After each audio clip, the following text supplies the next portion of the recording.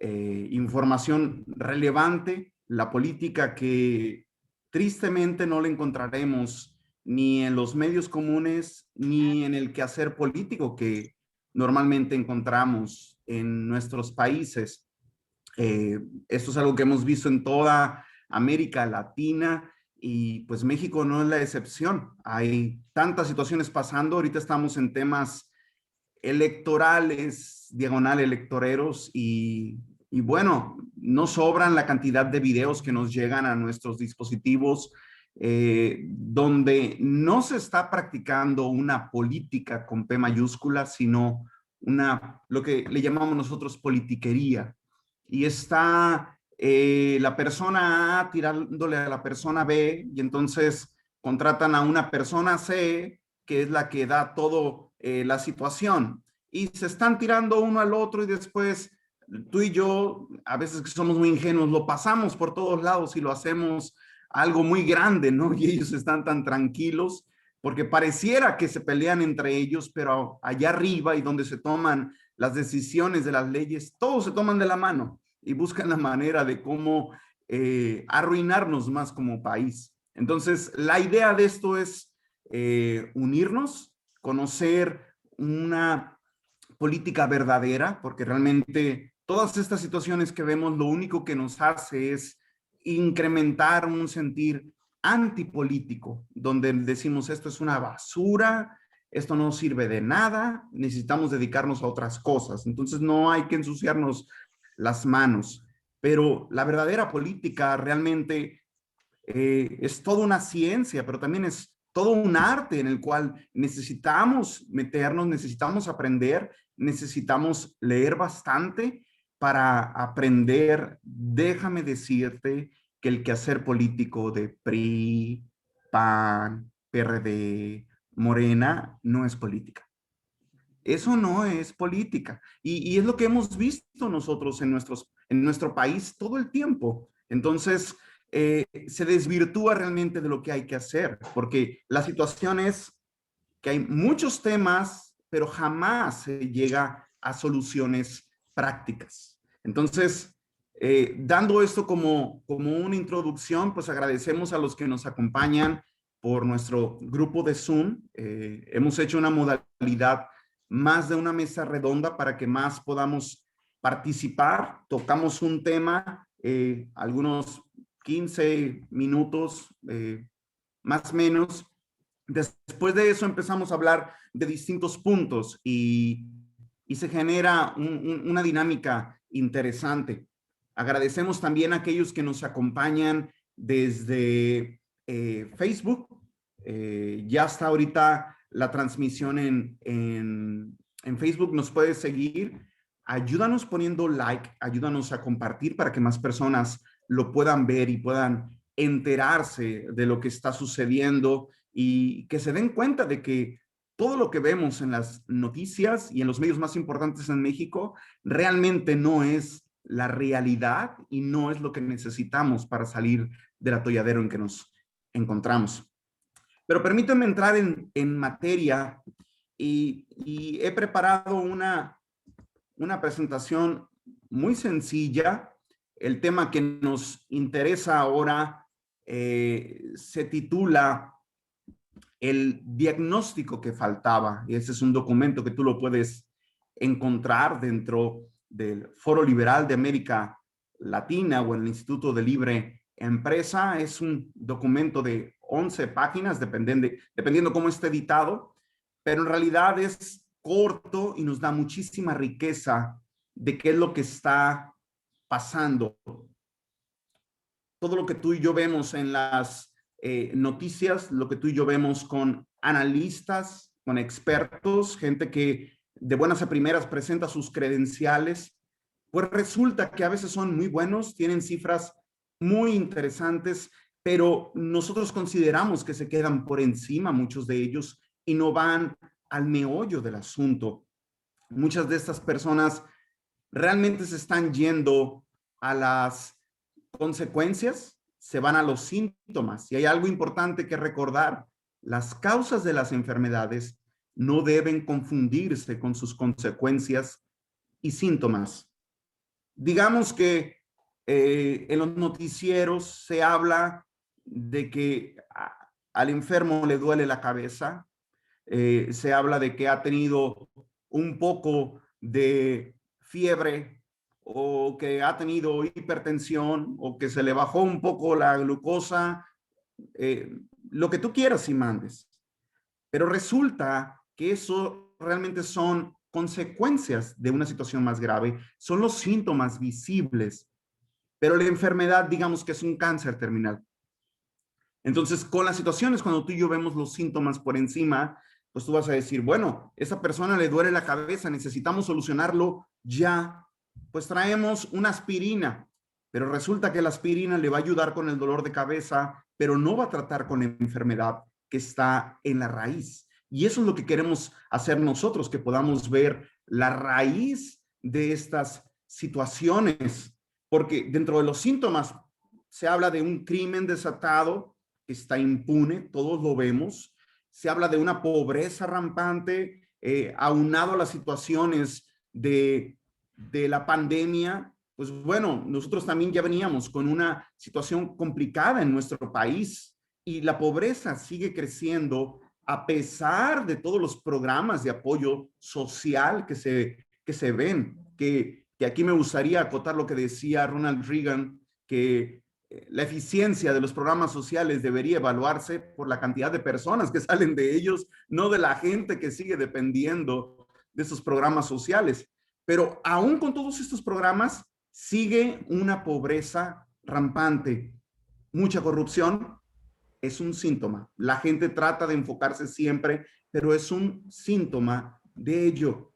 El narcotráfico, se desborda el narcotráfico, cártel Nueva Generación de Jalisco, el cártel del Pacífico, y se habla de tantas cosas, pero son síntomas. Instituciones ausentes o mal establecidas, o las instituciones que nuestro presidente quiere desaparecer, o economías en crisis recurrentes y que son cíclicas, y todas estas situaciones en que va la economía subiendo y de pronto cae y otra vez parece que estamos en un círculo vicioso, desempleo. Hablamos de todo esto, una educación deficiente y adoctrinadora, que es lo que nos entrega el Estado.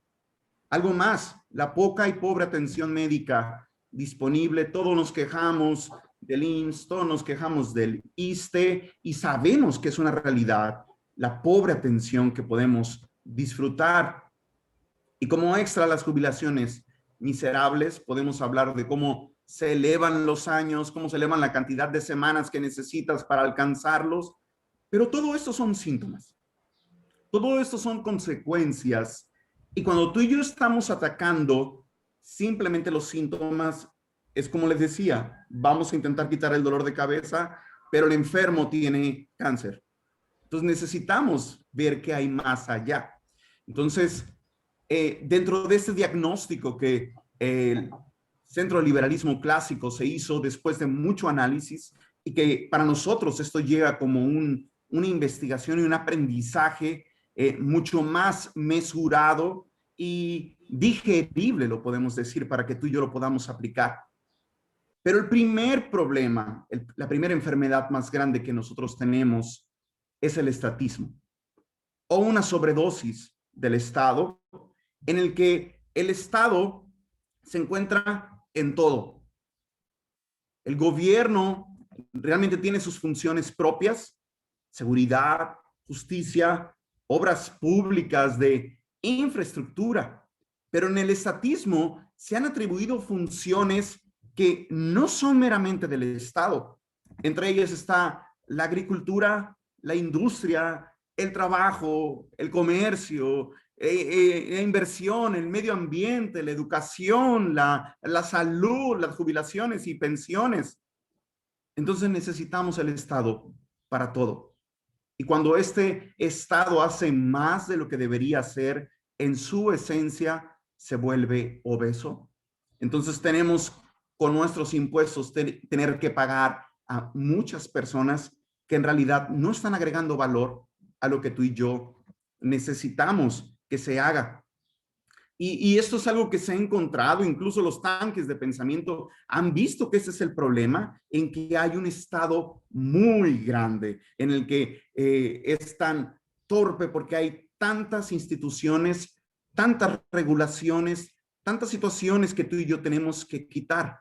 Pero el problema es que no se está dirigiendo bien la solución de ello. Lo segundo, y que esta es una de las situaciones en la que los tanques de pensamiento no han acertado, es en derogar leyes malas. Tenemos tantas leyes que si tú y yo vemos realmente nuestras constituciones, nos vamos a dar cuenta de que hay tantas leyes que necesitamos quitar, porque dentro de estas mismas leyes le dan funciones al Estado que no deberían tener, que son de las que hablamos con anterioridad. Y voy a tratar de irme rápido porque esto es dar un panorama general y estaremos hablando un poco más de ello. Lo tercero, reformas parciales y aisladas. Esta es una situación que hemos visto en muchos países, como en Brasil, como en Estados Unidos, donde hay reformas que suenan bien. Bueno, vamos a bajar un poco los impuestos, pero el costo del gobierno, el grueso, jamás se movió. O en Brasil, vamos a atacar las cuestiones de las pensiones, pero jamás se atacó el resto de situaciones que les duele al país. Entonces estas reformas parciales y aisladas no funcionan. Y es lo que hemos visto en los 90s y a inicios de este siglo con los gobiernos neoliberales en el que hacían ciertas reformitas, pero en realidad no atacaban todo el problema. Tenemos algo que se ha denominado un apartheid criollo, en el que, como en Sudáfrica existía el apartheid, donde estaban los blancos separados de los negros, pues bueno, en América Latina no tenemos esta situación, pero se está separado los de arriba con los de abajo. Y de pronto te encuentras que hay leyes para los de arriba, los que están cerca, los que tienen mucho dinero por sus amistades en el Estado o porque son familiares de gente que está en el Estado, y los de abajo, aquellos que se tienen que juntar y aquellos que realmente son presa de muchas de estas políticas socialistas y lo compran porque de alguna manera tienen una solución. Entonces nos encontramos y tenemos a la gente peleando los de arriba contra los de abajo y se hace sentir a la gente de abajo que los ricos es el problema. Bueno, el problema no son los ricos. El problema son aquellos que han acumulado riqueza por ser, digamos, usuarios del mercantilismo, donde se usan las amistades en el Estado, entonces sus empresas son las importantes, estas licitaciones son las que ganan y de pronto una empresa no existía, se abre con tal o cual gobierno y en un abrir y cerrar de ojos ya está vendiendo 30 millones de pesos. Y son estas situaciones en que se benefician a unos cuantos. Es una realidad, pero necesitamos entender que no podemos hacer leyes especiales para los mercantilistas o para los socialistas. Quinto, encontramos una democracia patológica y lo acabamos de ver ahora en las elecciones andinas, en el que se ofrece justamente lo mismo. Entonces, en un plato te están dando a elegir entre la izquierda blanda, entre la izquierda dura y lo que nosotros denominamos una derecha mala, una derecha que no alcanza a enganchar realmente con sus reformas, una derecha que en muchas ocasiones solo ataca el marxismo cultural, solo ataca la ideología de género, solo ataca el aborto, solo ataca quizás el medioambientalismo y todas estas situaciones, pero jamás se mete de lleno al marxismo clásico. Jamás hace nada con todas estas situaciones que están dejando a nuestros países en la condición que están. Entonces nos encontramos en un péndulo, nosotros lo hemos denominado, en que los países se van de una izquierda blanda, como hasta los 90 anduvimos aquí, en los 2000 nos fuimos a una derecha mala y la derecha mala siguió, entonces brincamos a una izquierda blanda y después ahora brincamos a una izquierda más dura. Y esta es una situación que lo vamos a ir viendo vez tras vez. Entonces esto se vuelve en una democracia patológica y estamos nosotros, sí, hay que votar por ellos, pero esto es de locos.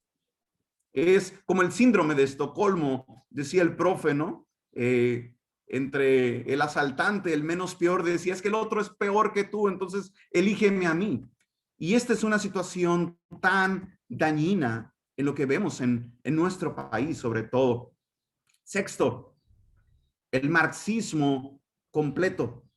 Si tú y yo vemos el marxismo clásico, que es básicamente el manifiesto comunista, en especial los 10 puntos del programa, tú los puedes encontrar, han sido aplicados en las constituciones de países en América Latina casi a la perfección, donde nos están llevando a estatizar cada vez más el campo, la industria, la banca, el transporte, la educación, y todo gira en derredor del Estado.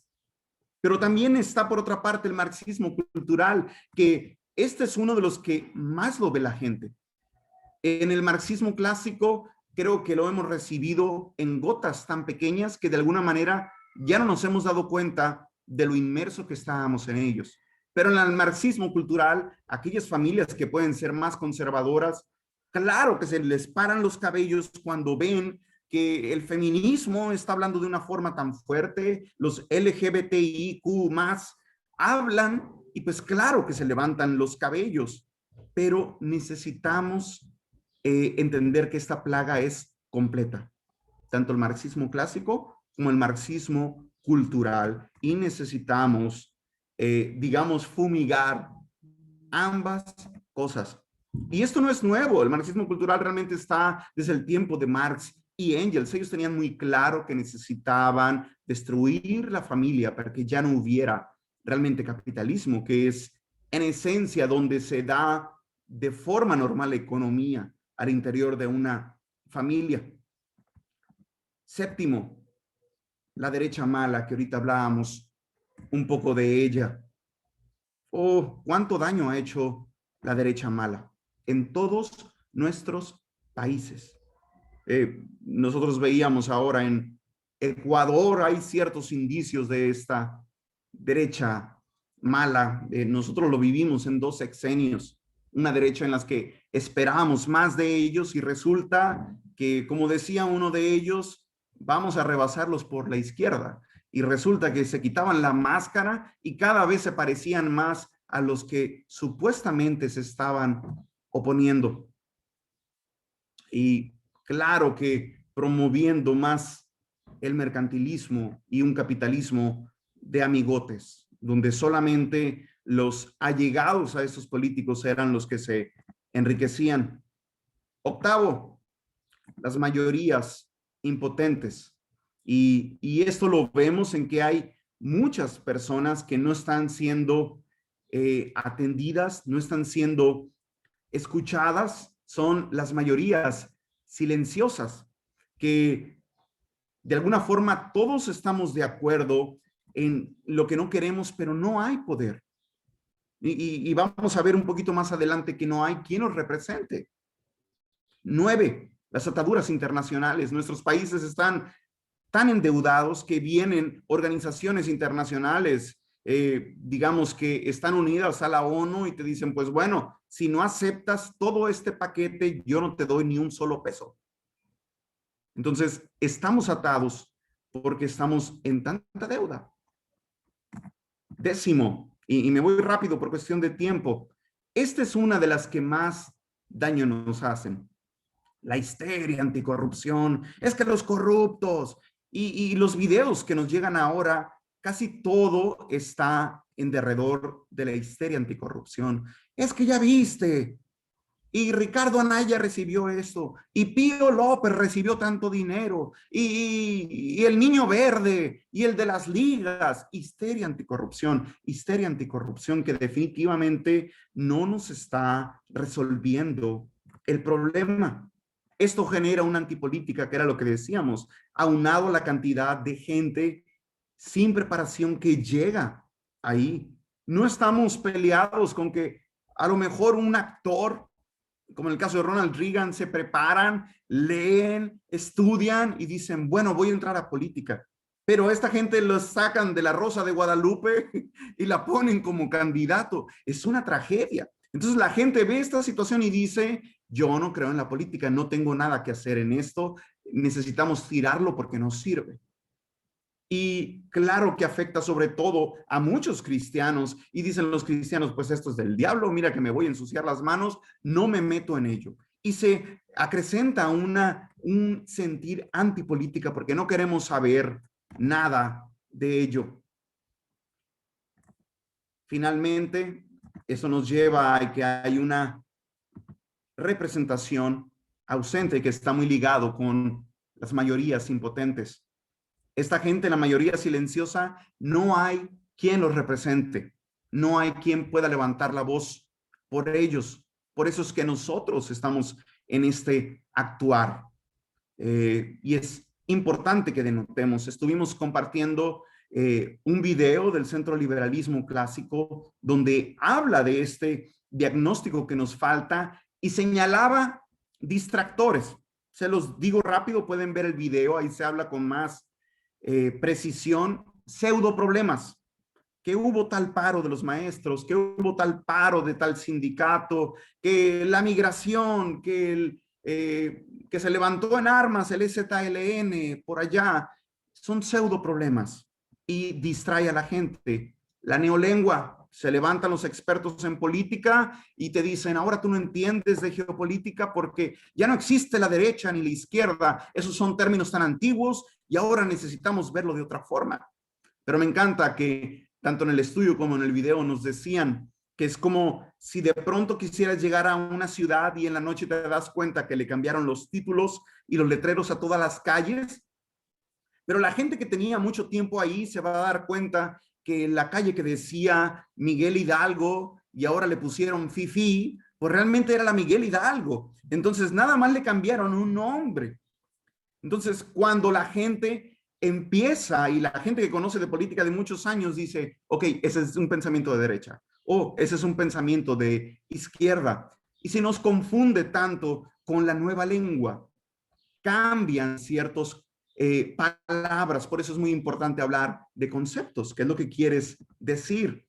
Tercero, la prensa cómplice, pues no hay más que hablar de esto, tú y yo podemos entender cuál de las noticieros, cuál de los canales está mucho más, digamos, inclinados hacia una izquierda, y hacia una izquierda blanda, una izquierda dura, y es una tragedia porque son distractores, porque la gente de ahí aprende, tristemente, aprende en política, de Televisa, de TV Azteca y de sus expertos políticos.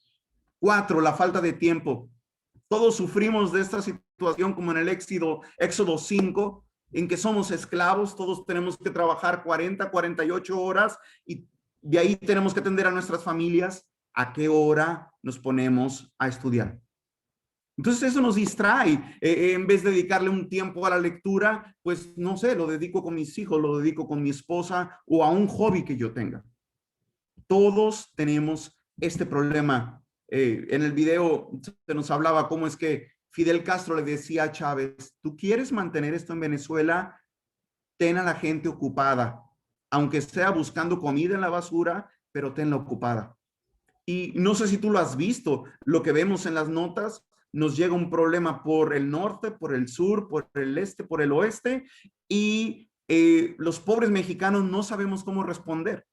Me estoy defendiendo del primero cuando el noveno o el décimo ya me están atacando. Nos falta tiempo. Y todo esto redunda en el quinto distractor, la politiquería. Las cortinas de humo que realmente nos están desenfocando de los problemas medulares.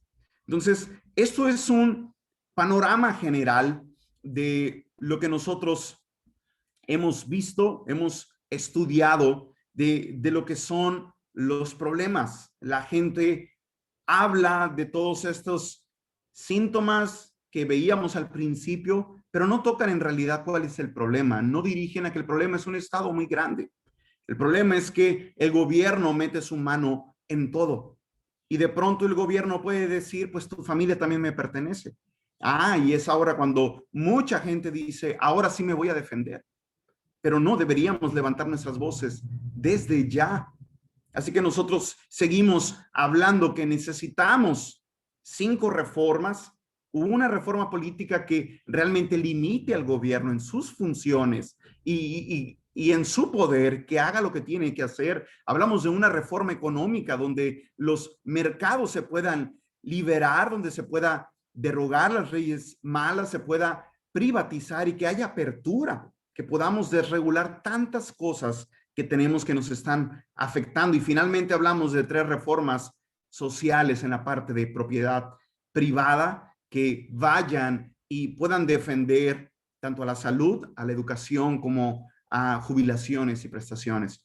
Entonces, esto es un panorama general que queríamos darles.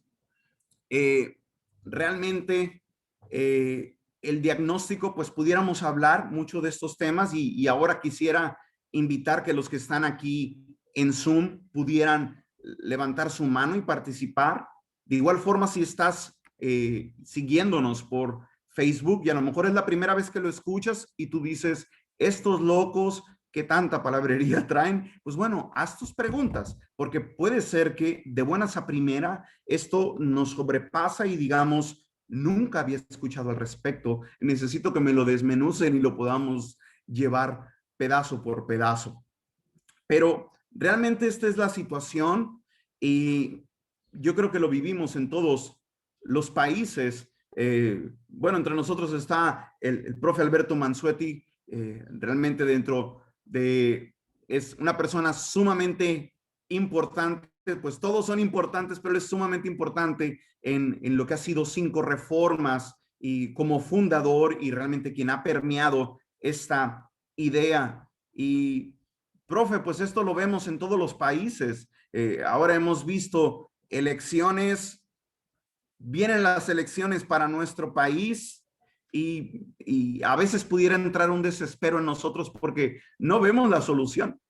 Y los siguientes meses que nos tenemos por delante, yo creo que este diagnóstico va a ser cada vez más certero y es como si agarráramos una radiografía y digamos, ah, mira, aquí estoy viendo la 1, la 2, la 3, la 4, cada día al ver las noticias.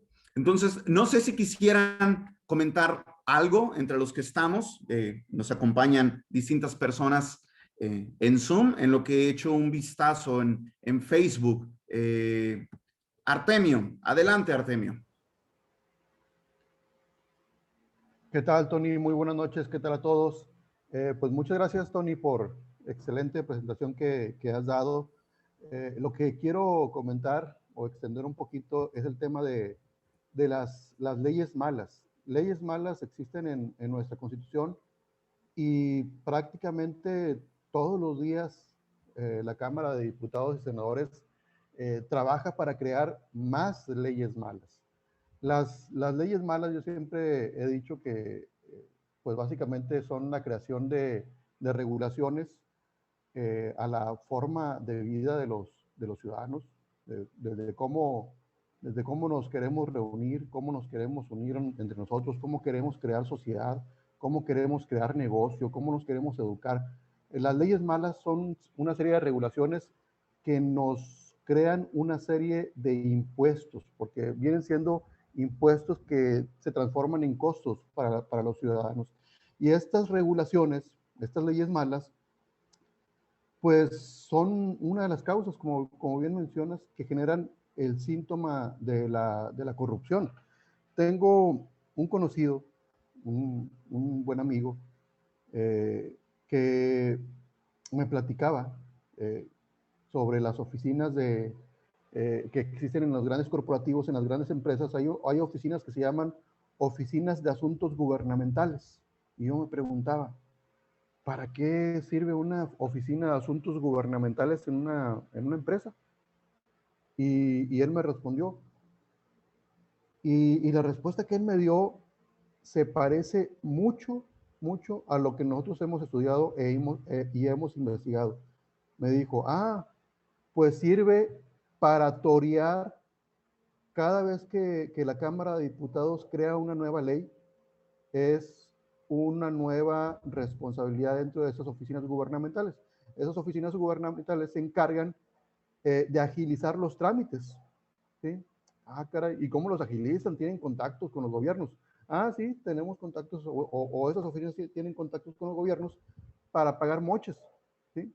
Entonces, cada nueva regulación, cada nueva ley es una nueva forma de recaudación de impuestos de los gobiernos, y él le denominó impuestos oscuros, porque no son impuestos legales en la ley o en la Constitución, ¿no? Es una forma de impuesto oscuro, de manera que los auditores del gobierno o los inspectores del gobierno van a las empresas, ¿sí?, a auditar si están cumpliendo con las regulaciones, y si no cumplen, pues dicen ahí, como dice el dicho, pues con la del Puebla, móchate, ¿sí?, para que pueda seguir operando. Desde temas de uso de suelo, temas de, por ejemplo, las compañías de telecomunicaciones, el uso de los postes, el uso de acueductos, el uso de lo que tú quieras. Acaban de promulgar por ahí una ley que curiosamente tiene que ver con el tema energético, y le llaman como una ley de asuntos energéticos, en donde ahora van a acusar a los compradores de gasolina robada.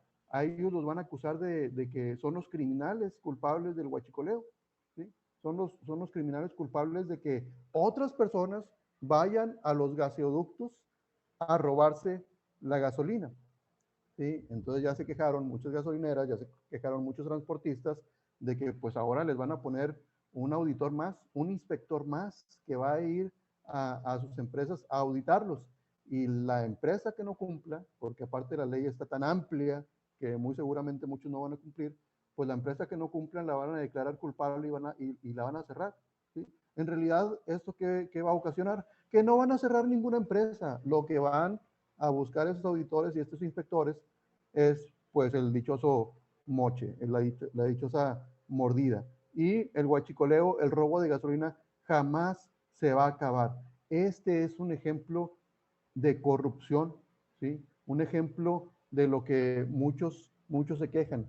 Es que necesitamos que llegue un gobierno que acabe con la corrupción, y es básicamente la bandera que muchos politiqueros usan. Si votas por mí, pues yo sí voy a acabar con la corrupción, voy a acabar con los corruptos, pero nosotros sabemos que si quitas a un corrupto, pues lo único que vas a hacer es que vas a poner a uno nuevo, ¿sí? Un nuevo corrupto, porque la ley, la regulación seguirá existiendo, y la facilidad para extorsionar a los ciudadanos, a las organizaciones y a las empresas seguirá existiendo, ¿sí? No se va a acabar la corrupción hasta que no hagamos, entre otras cosas, la derogación de lo que nosotros conocemos como leyes malas. Esas leyes que crean regulaciones que lo único que hacen es impedir la libre generación de riqueza. Tony. Perfecto, gracias. Gracias, Artemio, para expandir mucho más el tema. Pues bueno, ¿alguien más de los que están en la sala quisiera participar dentro de esta mesa redonda? Pues realmente nosotros tenemos representación en distintas partes. Tenemos en el norte, en el este, en el sur, en el Pacífico, donde yo estoy. Pero bueno, vamos con Eric para que pueda platicarnos un poco más. Hola, ¿qué tal? A ver. Ahí está. Bueno, se hizo un loop ahí tu sonido, pero bueno. Es que Eric le gusta escucharse, entonces ahí lo tenía muy cerca. Ya estás. Es que como estoy controlando con una computadora y hablando. Ok, no te preocupes. Perdón. Adelante, adelante, Eric.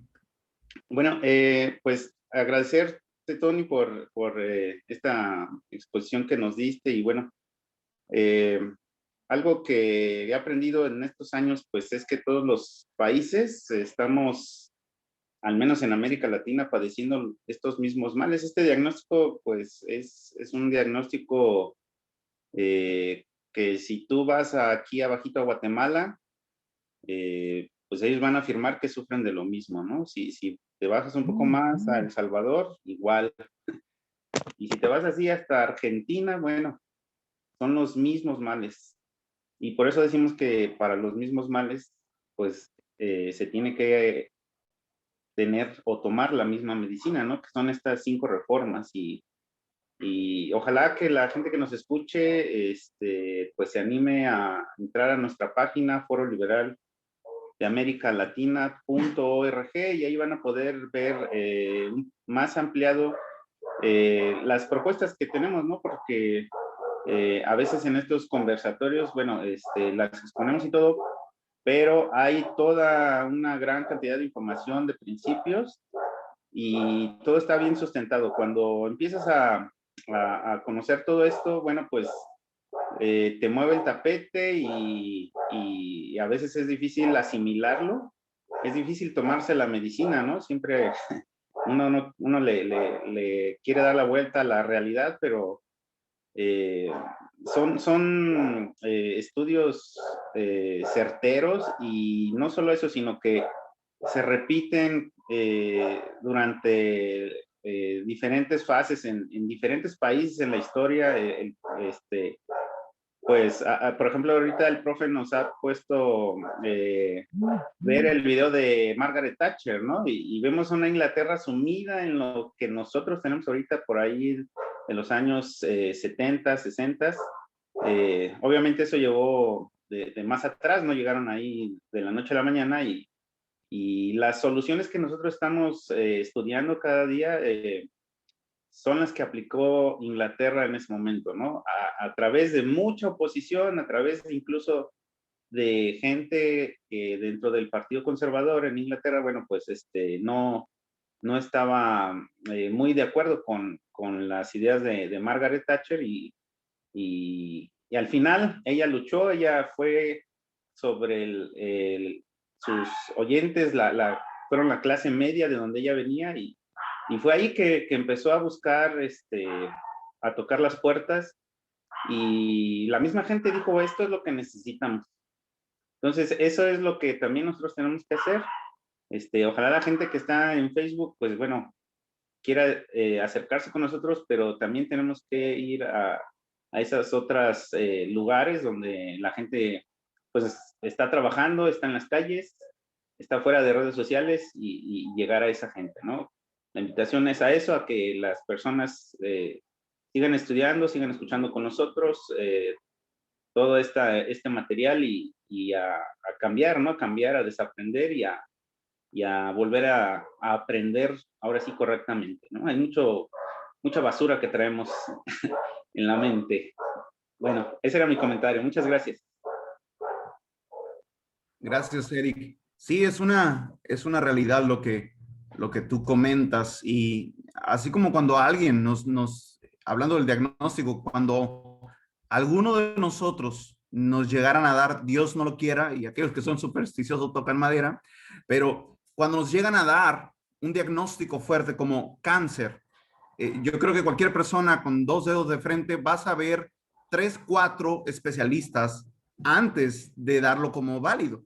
Entonces, cuando nos presentan un diagnóstico como el que vimos, van a decir, no me gustó el de ese barbón, échenme otro, ¿no? Porque no quiero ver ese problema tan grande que tenemos. Me gustaba más cuando hablábamos solo de corrupción, pero aquí se hablaron de temas más fuertes, ¿no? Entonces, pues gracias, Eric, y es una realidad, necesitamos ir a las calles y compartir ese mensaje para que muchas personas lo vean, la gente de a pie que no tiene el tiempo o a lo mejor los recursos para estar en Facebook. Pero bueno, tenemos manos levantadas, Aleida, y luego seguimos con Juan Antonio. Adelante, Aleida. Gracias, Tony. Buenas tardes. Saludos desde Cuernavaca, Morelos. Saludos al profesor Alberto Mansuetti, a Artemio Estrella, a Miguel García, a todos los que están conectados en el Zoom y en Facebook. Me gusta estar aquí, me gusta estar aprendiendo. Me preocupa que sea la única mujer. Ojalá que más mujeres sean parte del grupo de Liberemos MX, porque por supuesto que tenemos mucho que podemos aportar.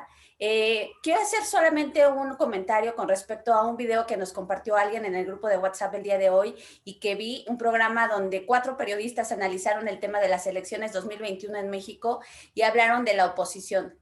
Y hubo una visión que me llamó mucho la atención, que se le llamó, Denise Dresser la llamó como, bueno, uno de los interlocutores la llamó como una postura apocalíptica, donde por medio del miedo muchos están queriendo decir, tenemos que votar por la oposición de Morena para que no alcance mayoría legislativa, para que no haga todos sus cambios a la Constitución, todas sus reformas, y diciendo como que si no lo hacemos, se va a acabar México, se va a acabar la democracia, como si tuviéramos un gran modelo de democracia que salvar. Entonces, hicieron esa mención y Denise Dresser decía que muchos están vendiendo su voto a la alianza de la oposición sin tomar en cuenta que deberían de esforzarse un poco más por hacer una mejor propuesta, por lo menos, porque la propuesta que están haciendo ni siquiera es novedosa, es más de lo mismo, es más de lo que siempre han estado proponiendo y no tienen nada mejor que ofrecer. Ella hacía un análisis de que como mexicanos sería inconcebible volver a votar por el PRI por todo lo que implicó en su momento ese sistema político tan corrupto que saqueó a nuestro México, que lo ordeñó. Y por el otro lado, que pues tampoco podemos votar por el PAN, que demostró durante 2 sexenios seguidos, pues todo el mal que hizo con la corrupción que siguió heredando. Entonces, pues llegaban a la conclusión que no hay a dónde ir, que es una buena idea votar por Morena, pero que tampoco es una buena idea votar ni por el PRI ni por el PAN, y que no hay ningún otro partido en México que actualmente esté haciendo una propuesta de valor, que esté de verdad haciendo una propuesta de cambio. Y también he escuchado gente que menciona que pues Liberemos MX no va a estar en las boletas de estas elecciones 2021 para votar por ellos, pero también me hace pensar que hay muchos mexicanos que quieren soluciones instantáneas, rápidas, no están dispuestos a pagar el costo, que quieren como un horno de microondas, que en 2 minutos ya esté la sopa hecha y no quieren dedicarle tiempo, quieren soluciones mágicas instantáneas. Y hemos visto que todos los milagros que hizo nuestro Señor Jesucristo, pues no trajo cambios de conciencia. La mayoría de las personas que obtuvieron un milagro siguieron con su vida igual. No tuvieron un cambio radical, solamente quienes tuvieron un cambio de conciencia siguieron a Jesús en el camino. La mayoría recibió el milagro, dijo gracias, ya comí, ya bebí, ya no me hallo aquí y sigo con mi vida como antes. Entonces yo creo que esta propuesta requiere gente que se involucre, que siembre para que en su momento coseche, porque si quieren la solución inmediata y que ya con una varita mágica se solucionen todos los problemas de México, pues va a estar muy complicado. Entonces, debería de haber gente más interesada en este tipo de propuestas, en hacer una diferencia, un cambio, porque quieren que no haya más de lo mismo, pero no están dispuestos a hacer algo diferente. Entonces, es lo que me llama la atención, que hay muchos cristianos que están totalmente siendo engañados por el disque nuevo PRI, el nuevo PAN, sus nuevas intenciones, y les hablan bien bonito, les hacen promesas de campaña. Hoy estuve en una reunión de un candidato del PRI a la presidencia municipal de Cuernavaca y convocó en un hotel de lujo a muchísimos pastores del estado de Morelos para que oraran por él. Y pues, para mi punto de vista, montaron un escenario donde dan a entender que él es el gran amigo de los cristianos y que si votan por él y él llega al poder va a hacer los cambios que tanto necesita Cuernavaca. Pero pues sabemos que no. Bueno, las personas que, como tú lo dices, Tony, tenemos 2 dedos de frente, sabemos que no es así, sabemos que hacen reuniones segmentadas para que a unos les digan lo que quieran oír, a otros les digan lo que quieren oír, y no hacen reuniones plenarias donde hagan acuerdos, compromisos firmados, pactados, de que si no cumplen, pues van para afuera. Entonces le siguen dando a tole con el dedo y es terrible que muchos cristianos estén cayendo y vuelvan a votar por quien les habla bonito, por quien les invita a un desayuno, por etcétera, ¿no? Entonces, en lo personal considero que debemos de tomarnos el tiempo para involucrarnos y dejar de lado esa idea de que pues involucrarse con la política no tiene nada que ver con el cristianismo, porque estamos aquí y estamos padeciendo la omisión, la indiferencia que por décadas hemos permitido, y ahora nuestros hijos en las escuelas están padeciendo toda la ideología de género que se enseña. El artículo 3º constitucional de nuestra Constitución está todo dañado por toda la implementación de la ideología y quieren dañarla aún más. Entonces, si no nos involucramos y no estamos aquí al pendiente, pues la indiferencia no va a hacer nada por nosotros. Entonces, esa es mi invitación y ojalá que más personas se añadan por lo menos a aprender, a tener un punto de vista analítico, crítico, y no dan todo por sentado y piensen que una varita mágica va a venir a resolver las cosas. Se tiene que trabajar, se tiene que sembrar y tenemos que involucrarnos. Correctísimo, Aleida. Muchísimas gracias. Digo, ahorita, por cuestión de tiempo, hablaremos un poco más ya al cierre, pero demos la oportunidad a Juan Antonio para que pueda dar también su participación. Hola, muy buenas noches. Me parece que un punto esencial en esta cuestión del diagnóstico es que primero en los políticos de hace tiempo, ¿verdad? Nos remontamos en el caso de México hasta la Revolución Mexicana y posteriormente en la sociedad se ha ido permeando una mentalidad socialista, una mentalidad en donde hemos adoptado ideas marxistas sin darnos cuenta. Estamos, ¿cómo explicar? Bueno, estamos ya imbuidos de esa filosofía. Pensamos que el empresario explota al trabajador. Pensamos que la educación la debe impartir el Estado. Pensamos que el gobierno debe de generar leyes para regular el mercado. En fin, estamos ya en esa mentalidad en que vemos como positivo lo que realmente es negativo. Y eso es lo que eso es contra lo que tenemos que luchar, eso es contra lo que tenemos que explicar a las personas, ¿verdad? Y a todos los votantes, de que mientras no cambiemos ese paradigma, es muy difícil. Empezando porque si no se cambia ese paradigma, nunca vamos a acabar con la corrupción, nunca se va a acabar con la corrupción. Uno de los, y lo puede uno ver en la literatura de los escritores del soviéticos, ¿verdad? En el tiempo en que Rusia estuvo bajo el marxismo, la corrupción imperaba, o sea, había una corrupción impresionante en la URSS. Tenían que darle dinero para que no los llevaran a los campos de concentración, tenían que darles dinero para que no los subieran, para obtener beneficios, para poder comer incluso, tenían que dar, inclusive cuestiones de favores sexuales. O sea, era una cosa terrible, pero eso muy poco se ha explicado acerca de eso. Entonces, de ese tipo de estatismo y de socialismo es de donde viene la corrupción. Y estamos quejándonos de regresar a los gobiernos corruptos y de los gobiernos corruptos y demás, pero vamos, estamos viviendo en eso y no encontramos que el principal problema es esa mentalidad y todo lo que deriva de ella, que son las leyes malas, que son la imposibilidad de acceder a un buen partido al poder, ¿verdad? De llegar por una buena vía a las elecciones, de que se cree más riqueza por medio del mercado, etcétera, ¿no? Creo yo que eso es algo en lo que tenemos que trabajar mucho, en hacer conscientes de que estamos en medio de esa situación y para colmo de males, la mayor parte de la gente y de la clase media no se interesa por esos problemas y las personas que no votan porque no se sientan inspiradas por los políticos, por algo que realmente pueda ayudarnos a cambiar el país, ¿no? Básicamente ese es mi comentario. Perfecto, Juan Antonio. Muchas gracias. Muchas gracias. Pues bueno, Déjenme les platico ya para tratar de cerrar, que hemos tratado de hacer nuestra reunión 60 minutos en lo que estamos platicando, y después de eso nos quedamos en Zoom y tocamos algunos puntos. Pero déjenme hacerles una pregunta, no sé si alguno de ustedes pudieran ayudarme a contestarla, ya sea profe Mansuetti, Artemio, Eric o alguien más.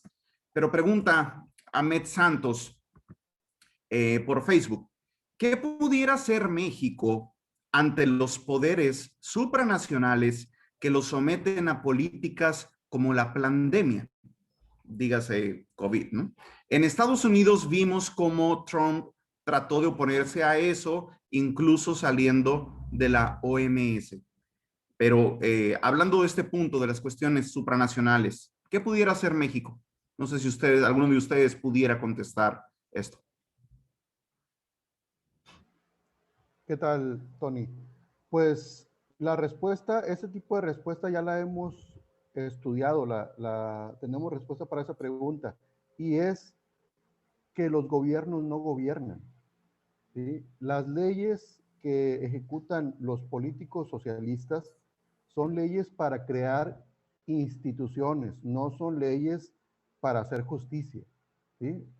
Mencionaban el artículo 3º de la educación, pues es un artículo, una ley para crear una institución que regule a la educación, ¿sí? Entonces, los gobiernos no gobiernan, los que gobiernan son los burócratas, ¿sí? Y las leyes que se han hecho en México, básicamente son leyes dictadas desde estos organismos supranacionales como la ONU, y básicamente lo que hace México no es más que seguir la rectoría dictada desde la ONU, ¿sí? De eso se trata. Y no hay un gobierno, ni los actuales, ni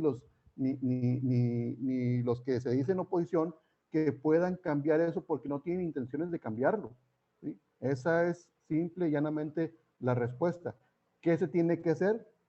Pues ejecutar las 5 reformas, ¿sí? Una vez que ejecutemos las 5 reformas, pues ya no vamos a estar sometidos a estos organismos supranacionales. Y para ejecutarlas, nosotros, los 5 reformistas Liberemos México, lo que buscamos es llegar al Congreso, ¿sí? No buscar el presidencialismo como buscan todos los partidos políticos tradicionales. No, nosotros buscamos principalmente llegar al Congreso para realmente ser efectivos, ¿sí? Aplicar las 5 reformas, no de forma gradual, ¿sí? No de forma gradual, sino prácticamente, como decimos aquí en México, de golpe y porrazo. Y de esa forma ya prácticamente automáticamente dejamos de estar a merced de estas organizaciones supranacionales que se comportan como un gobierno mundial. Esa yo creo que es la respuesta. Perfecto.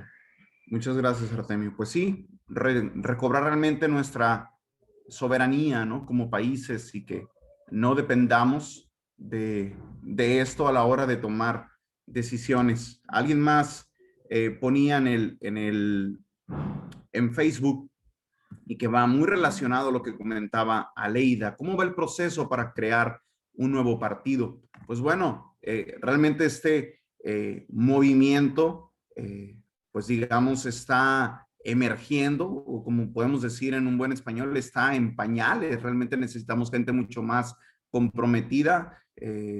Tenemos a veces representantes a uno por estado, entonces necesitamos que esto pueda permear muchísimo más, que pueda haber gente comprometida y entender, no sé, nuestros hermanos y amigos de Guatemala, del Perú, han tenido años, 5 o 6 años, en lo que ellos le han tenido que invertir para conformarse como partido, porque dentro de las leyes electorales se ha hecho tan complicado, y la cantidad de personas que necesitas para que podamos tan siquiera aparecer en una boleta. Entonces, esto ha sido complicado. Definitivamente necesitamos más personas que no sean cortoplacistas, personas que no quieran todo hecho.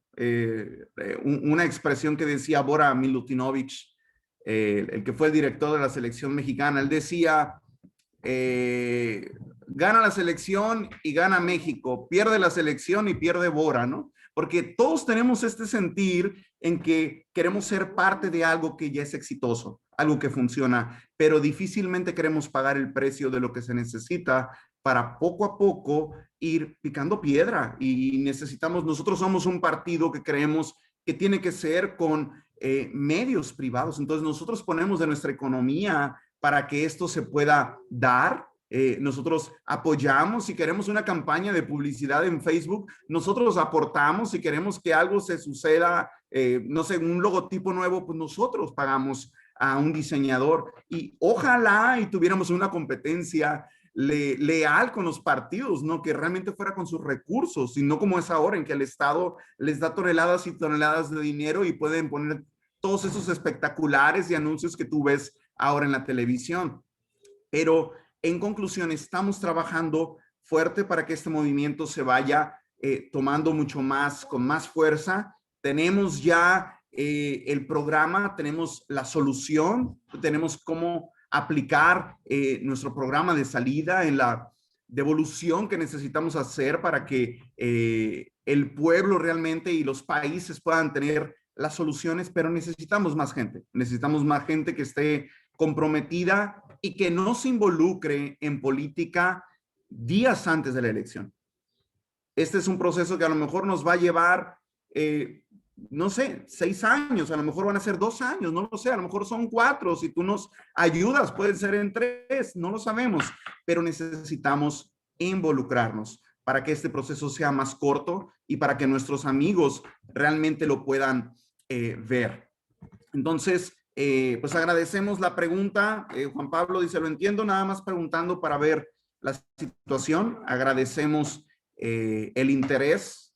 Agradecemos a Ceci Ordóñez que nos está acompañando de Ecuador y ella decía, bien dicho, los políticos deben asumir la responsabilidad frente a este tema, dejando las medidas placebo de lado, ¿no? Estas medidas en las que pareciera que solucionan, pero en realidad limitan un poco el dolor. Dice, lo que implica dejar de atacar los síntomas e ir directo contra la enfermedad, es decir, el estatismo. Y esto es una realidad y el estatismo, dice ella, genera distractores, agravan y prolongan la enfermedad con estos problemas secundarios. Entonces es básicamente dar el seguimiento a ello. Bueno, nos pone Juan Pablo que se está uniendo, con gusto me uno.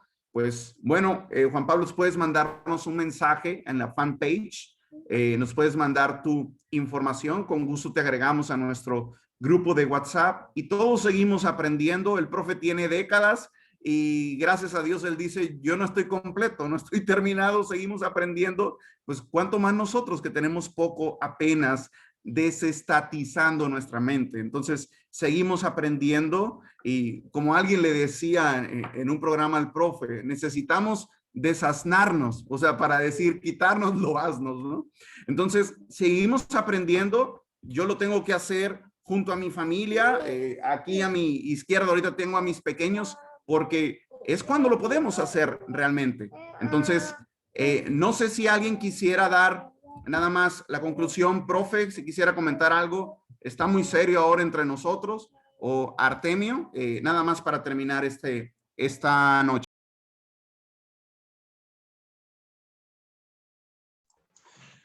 Bueno, gracias. Aleida, muy bueno lo que dijiste, Aleida. De momento no necesitamos más mujeres porque contigo ya basta y sobra, pero para tener más mujeres aquí, algo que pueden hacer los caballeros casados, yo no, es involucrar a sus esposas, ¿okay? O a sus mamás, sus hermanas y cuñadas, etcétera. Bueno, lo que vivimos en América Latina desde hace muchos años es una situación de hegemonía ideológica, que es a la que aludió o describió Juan Antonio. Juan Antonio dice, todos pensamos que el Estado debe dar educación y salud, todos pensamos que el Estado debe regular los mercados para evitar los monopolios, bla, bla, bla. Ese todos pensamos se llama hegemonía ideológica. ¿Ok? Y eso es lo que sucede en México y en América Latina. El programa del Manifiesto Comunista, capítulo 2, las 10 medidas que se vienen aplicando en nuestros países desde 1910, Revolución Mexicana, hasta la fecha, ¿okay? Ha logrado, y por eso se mantiene, ¿no? Una amplia y férrea hegemonía ideológica. Por eso, partidos que supuestamente son de derecha y supuestamente son de oposición, se pliegan al mismo conjunto de ideas, al mismo sistema, al mismo pensamiento político. ¿Ok? Y entonces, ese pensamiento político tiene la hegemonía ideológica y no siempre está representado por un partido que tiene la hegemonía partidista. ¿Okay? En algunos casos, esa hegemonía ideológica se traduce en un partido único o casi único, ¿okay? Como en los países comunistas ha sido y bueno, sigue siendo. No solo hay hegemonía ideológica, sino también una hegemonía partidista. En México es un país famoso por los 70 años de hegemonía ideológica y partidista que tuvo el PRI, que es la izquierda democrática, digamos, la izquierda blanda, entre 1930 y 2000. O sea, 70 años de hegemonía ideológica y partidista son un caso de estudio, y de hecho se estudian todos, los estudiantes de ciencia política, siempre se estudia el caso del PRI, el modelo PRI, el sistema PRI, el régimen del PRI, desde 1930 hasta 2000. Una hegemonía prácticamente no desafiada, no contestada con éxito. ¿Okay? Ahora, y una de las cosas que suceden cuando eso pasa es que los partidos, puede haber muchos partidos, pero son homogéneos. Son homogéneos en cuanto a pensamiento y conducta, organización, cómo se organizan, cómo hacen las elecciones. Eso se llama homogeneidad. Y eso hay en México, pero también en otros países lo mismo. O sea, si usted revisa los programas de la alianza que va ahora para la supuesta, por la oposición, digamos, a las elecciones, la alianza del PRI, el PRI se suma a la alianza del PAN y el PRD. Recuerde que hace 4 años fueron las elecciones de 2008, el PAN y el PRD ya estaban unidos. La novedad ahora es que el PRI, o lo que queda del PRI, se ha sumado a la alianza opositora y va contra Morena.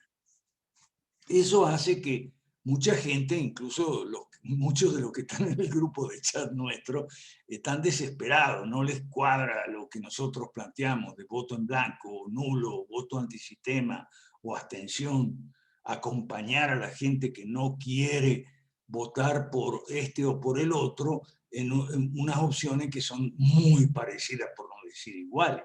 ¿Okay? Y entonces quieren que vayamos a votar. Bueno, o sea, cada quien hace como quiere. Aquí el que quiere ir a votar por la oposición va a votar por la oposición. Pero lo que sucede es que los programas y el estilo político, el temperamento político es muy similar. Tenemos sistemas de partidos, lo que Sartori llama sistemas de partidos homogéneos. Puede haber muchos partidos, pocos partidos, puede haber 3, 4, 5, lo que sea, pero si todos son muy parecidos, esa es una de las causas de la abstención. ¿Ok? Y una de las causas que explica la hegemonía que tuvo el PRI por 70 años. La hegemonía del PRI se explica por muchas razones, pero una de ellas, y no la menor, es que todo el país pensaba así. ¿Ok? Incluyendo partidos que supuestamente eran de oposición al PRI, sea por la izquierda, el PRD, o sea por la derecha, el PAN, ¿ok? Pero de izquierda y derecha nada más que por el origen, porque al final todos se terminan pareciendo. Esa es una de las causas por las cuales la abstención crece y la indiferencia crece, y la abstención es una expresión de indiferencia, ¿ok? Y por eso nosotros como Movimiento 5 Reforma Continental, no es que apoyemos la abstención o el voto nulo, que también crece, el voto viciado y demás. No es que lo apoyemos, sino simplemente que lo acompañamos, insistimos. Nosotros no inventamos eso, es un comportamiento político electoral espontáneo, de gente que simplemente no va a votar, algunos ni siquiera se inscriben en el padrón. Eso depende un poco de las penalidades que hay en cada país. Y otros van y votan en nulo o votan en blanco, aunque no siempre votan en blanco porque temor a que se roben el voto en blanco, o sea, le pongan un sello de un partido. Pero bueno, es una reacción popular espontánea, subrayado, espontánea, que nosotros acompañamos, espontánea, que puede considerarse una expresión política de protesta y que contribuye a deslegitimar un sistema inmoral, injusto, corrupto, explotador y empobrecedor.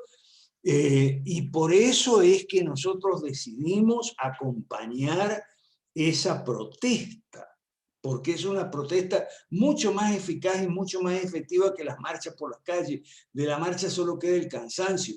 En cambio, las cifras de abstención, ausentismo, voto nulo, voto en blanco, voto viciado, lo que queda, ahí están, y al régimen le molesta.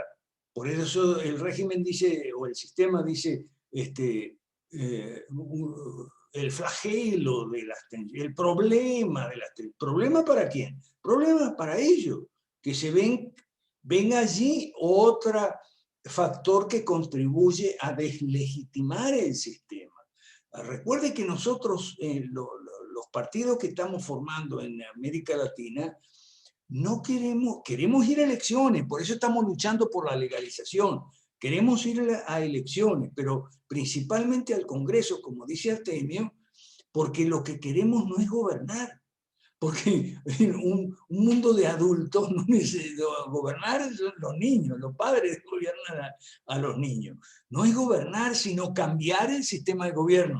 ¿Ok? Cambiar el sistema de gobierno. No gobernar, ¿ok? Sino cambiar el sistema de gobierno. Y decimos también que los presidentes actuales, los gobiernos actuales, no gobiernan tampoco, porque como dice Artemio, todo va en las leyes, o sea, es piloto automático. ¿Okay? Entonces, termino con una metáfora que es la del síndrome de Estocolmo. ¿Okay? No solo en México, sino en toda América Latina, tenemos aquí un síndrome de Estocolmo. ¿Okay? Aquí, por ejemplo, en México, gente en nuestro grupo de chat dice, ay no, pero es que nos van a llevar a Venezuela. Un momentito. Yo viví 30 años en Venezuela, no me hable de Venezuela porque yo conozco mucho Venezuela. Y le voy a dar una novedad. No es que México sí, porque si sigue Morena y López Obrador y todo eso, México se va a parecer a Venezuela. No, no es así. Es que Venezuela se parece a México en el sentido siguiente.